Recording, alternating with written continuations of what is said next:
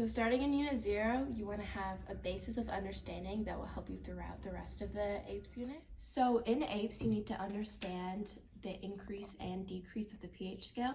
So you start off at 7, which is neutral, and going up, so going to 8 or 9, makes it more alkaline, which is basic, and then going down, so 0 to 6 is more acidic.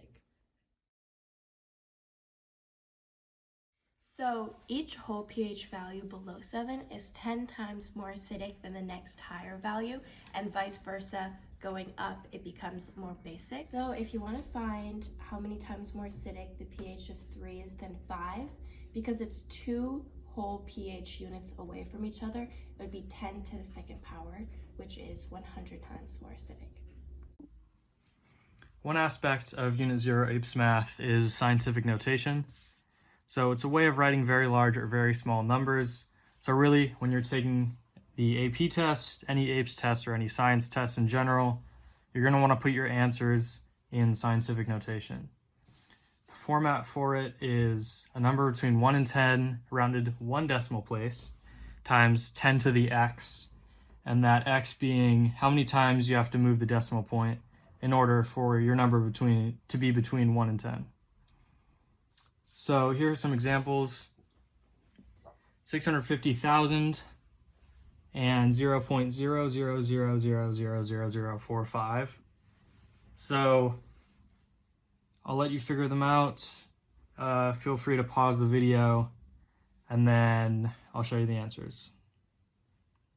So obviously the answers always the sun, but the actual answers are 6.5 times 10 to the 5th, since you're moving that decimal point from here to between the 6 and the 5, which is 5 times to the left.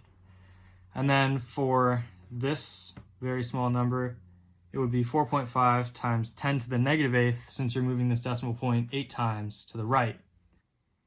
Scientific notation is really important because it relates to a lot of other math concepts, because really whenever you get any number, you should put it in scientific notation. So yeah, here's the next concept. Another aspect of Unit 0 APES math is metric conversion. So this is when you want to convert between common metric units of length, volume, and weight. So for example, meters, liters, and grams. So this chart shows how each prefix relates to the basic unit. For example, a kilometer is 1,000 times a meter, which is the basic unit. Or a millimeter is 1,000th of a meter.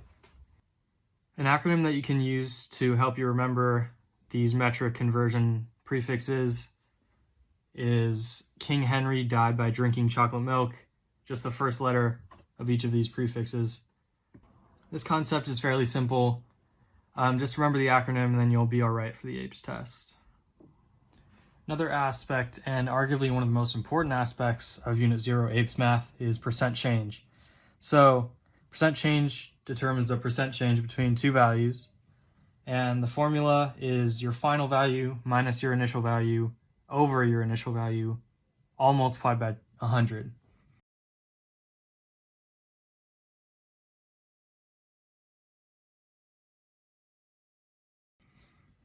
So just to put this in perspective, a question would ask the percent change from 2004 to 2007. So here your final value is 11 and your initial value is 32. So when you plug it all in, multiply by 100, you should get negative 65.625%. And then for a graph like this, it would ask the percent change in total municipal solid waste from 1980 to 2012. Since there's two lines, you just have to focus on this line here and then find your values on the chart. In this case, your final value is 250 and your initial value is 150. So when you plug it in, multiply by 100, you should get 66.67%. So yeah, it's a really common occurrence to have a percent change question on your AP test, but it's also a super easy concept and easy to memorize this formula as well.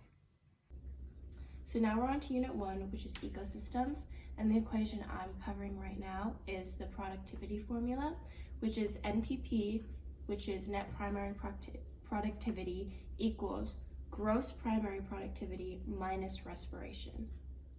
So to refresh your memory, the gross primary productivity is essentially the amount of carbon fixed during photosynthesis by all producers in the ecosystem, and respiration is basically the removal of carbon dioxide from the atmosphere through the producers. So the last thing you need to know in Unit 1 is the 10% rule for trophic levels, which is incredibly important. And what it essentially is only 10% of the energy is transferred from the consumer to the next level. So from the producer to the consumer, only 10% of that energy is transferred. And then from consumer to like secondary consumer, tertiary consumer, only 10% of that is also transferred. So how you find that is multiply the previous organism's energy input by 0.1, and you'll find how much energy is transferred to that specific organism. Okay, so this math I'm going to be explaining is for Unit 3. The first equation is crude birth rate. So that's usually represented with CBR. The equation looks like this. It's number of births over 1,000 individuals.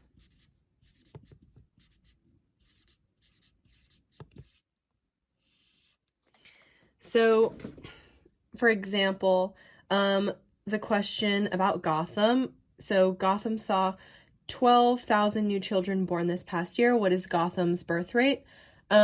We're just going to plug that into this equation right here. So Gotham has 12,000 births. And you're putting that over 1,000 individuals. And then that is going to give you 12.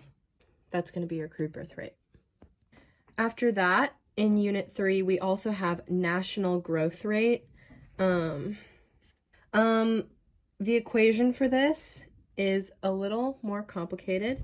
It is the crude birth rate plus immigration. So I'll abbreviate that. Minus the crude death rate plus immigration. So immigration is people coming into the country, and emigration is people leaving the country. And then divide that all by 10. And just to clarify, when you're doing the math for this, you want to be extra careful to distribute this negative to both the death rate and the emigration. So an example question is, if the city of Gotham has a population of 250,000 with 12,000 people born and 10,000 people recorded as dead, along with 3,000 immigrants and 2,000 emigrants, find the national growth rate of Gotham. So 12, 3,000, and then subtracted by the crude death rate, which we calculated as 10, plus the emigration, 2,000. And then we're going to divide that all by 10. And then get your calculator.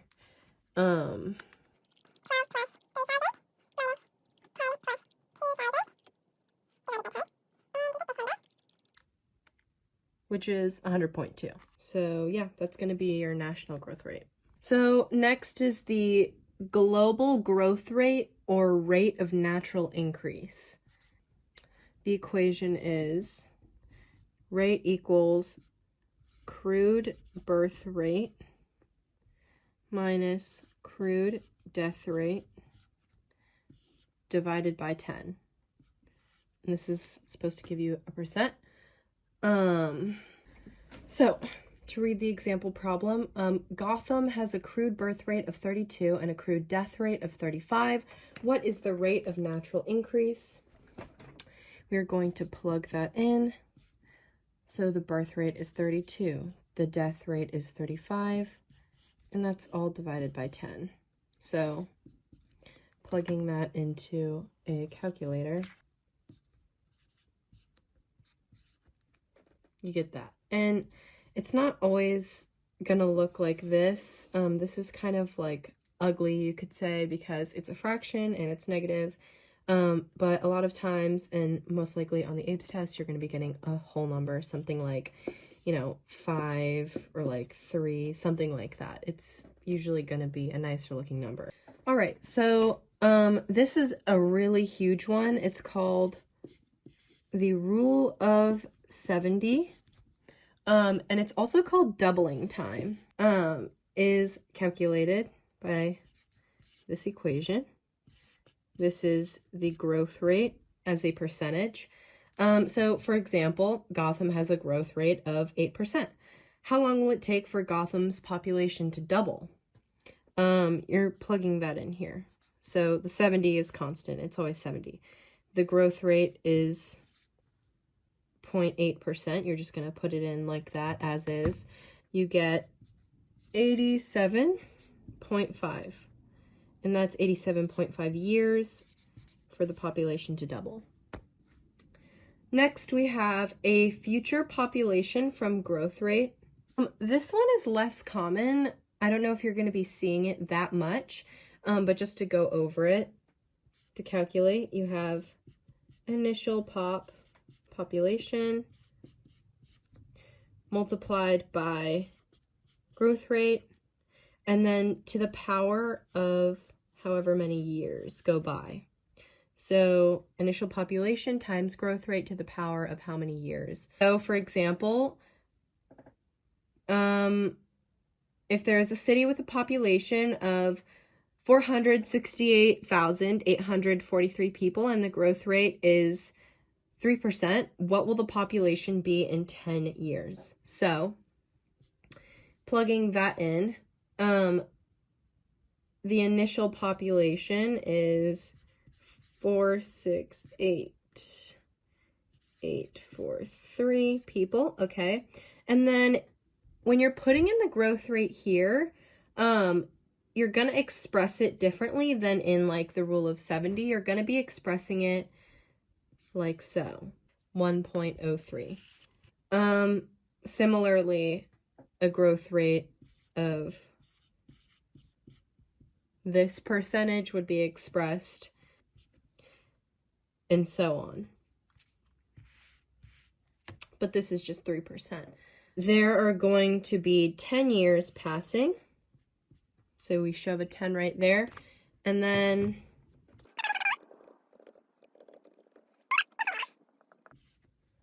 just to round, you can round it to that. So that's going to be the population.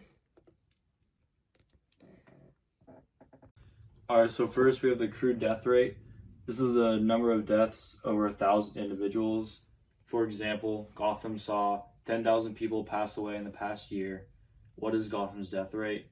And to do this, you put 10,000 deaths divided by 1,000 individuals, and that equals 10. Second, we have population density. This is population divided by area. For example, Gotham has 250,000 inhabitants, and it's a city of 5,000 square kilometers. What is the population density of Gotham? You have 250,000 people divided by 5,000 kilometers squared. That's equal to 50 people per kilometer squared. When it comes down to it, APES math and APES energy math is all about conversions. You're going to be given some piece of information, and then you're going to need to convert that unit or whatever you've given into another form to find your answer. So in order to do conversions, we have to know about our units. For energy, the basic unit of energy is the joule, and then a watt, which is 1 joule per second, is the basic unit of rate of energy. Another important unit to know is the BTU, or British Thermal Unit, which is equal to 1.055 kilojoules. And joules and watts follow standard metric conventions, so a kilojoule is 1,000 times a joule, a kilowatt is 1,000 times a watt, and so on. And the last important unit is a kilowatt hour, which is equal to 1 kilowatt times an hour, or 3,600 kilojoules.